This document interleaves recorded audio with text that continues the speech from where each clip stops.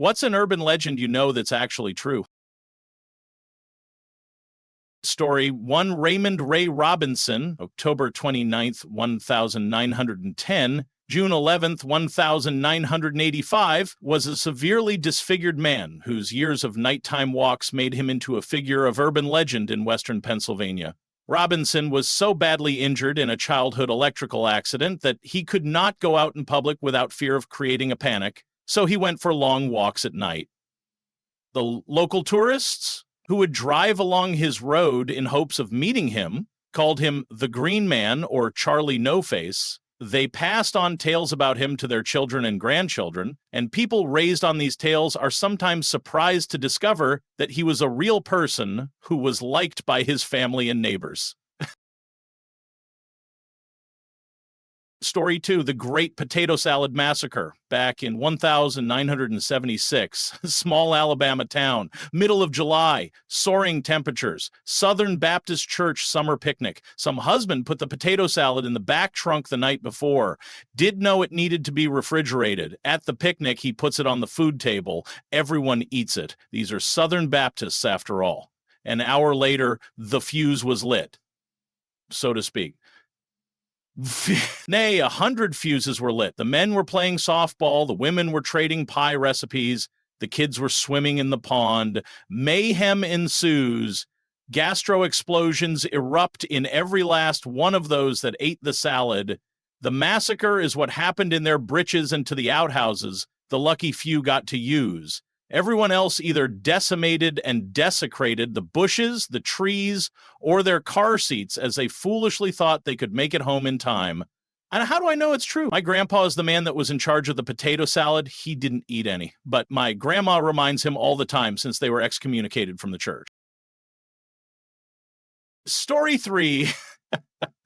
Have you heard the story of the robber who fell through the skylight, sued the homeowners, and won? It's true, but it was a business and it wasn't a robber. It was a junkie jumping from one adjacent building to the next and landed on the skylight that gave way. He's lucky to be alive. He fell 2 stories. Also, the insurance company settled, so I wouldn't say he won a court case per se. It was my dad's family business. Story 4, Christopher Thomas Knight was an urban legend in Maine, someone who lives in the woods, and was sneaking around people's summer cabins until he was captured in 2013 after living in the woods for 27 years. Story 5, Clan Crest always thought talk of a KKK compound was typical small-town urban legend. I got into GIS exploring for a while and downloaded additional layers from my county's FTP server that showed defunct incorporations and historical plat maps. Very real.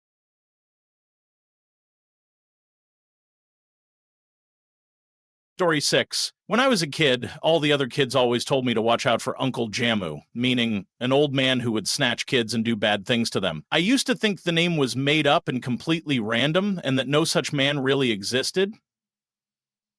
Well, turns out there was real-life pedophile murderer by that name who abducted 2 8-year-old girls, essayed them, and burned their bodies to hide the evidence. The case was so brutal and shocking it quickly gained national notoriety, and thus the name was coined.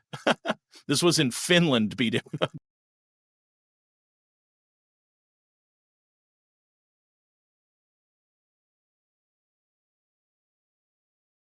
Story 7. When I was about 12 years old, a friend and I were playing in the woods that were known for being creepy. While building a fort, a strange man snuck up behind us and yelled at us to get off his land and never come back, yada yada. It really startled us as we knew the land was a public area and had never been threatened by an adult before. Several years later, we found out he was an actual bank robber, wanted by the FBI for years. We were building our fort a few feet from his stash.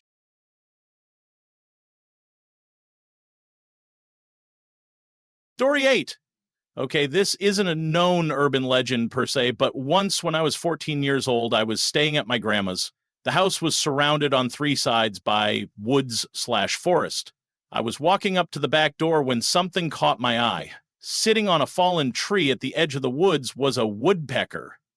I stared at it for a few seconds, then ran inside the house. Now, what makes this better is about 10 years later, my stepdad and I were talking randomly about things, and the giant woodpecker came up.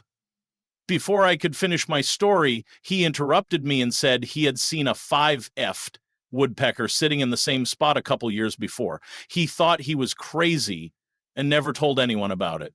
So the legend of the 5FT woodpecker was born.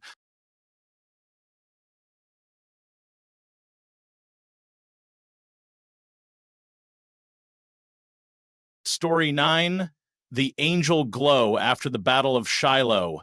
It was reported wounded soldiers would glow with a bluish-green hue. Many of the soldiers with this glow miraculously recovered from their wounds. The recovery was attributed to angels healing the soldiers. The sea searches later discovered the battlefield was full of a bioluminescent bacterium that aided in healing wounds.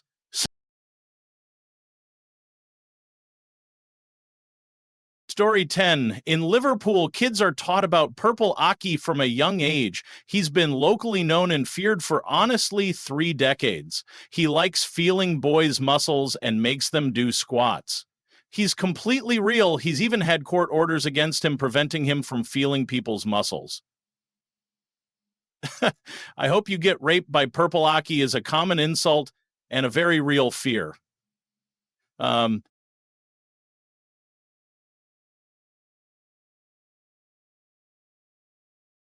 Story 11. My dad is a genuine human, honest, etc.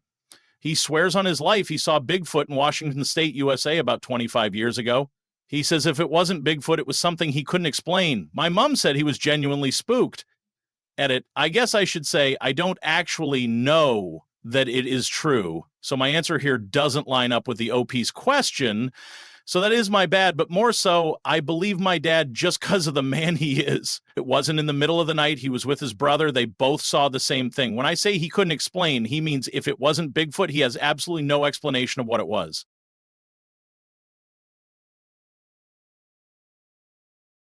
Story 12. A few years ago, my friends and I stayed in a 2-store cabin in the middle of the mountains. A couple of them swore up and down they saw a Wendigo and were genuinely spooked. The whole group was so spooked they all slept upstairs and refused to be ground level in case the Wendigo came back, which was good news for me because I basically had the entire ground floor to myself that trip, bedroom and bathroom, lol.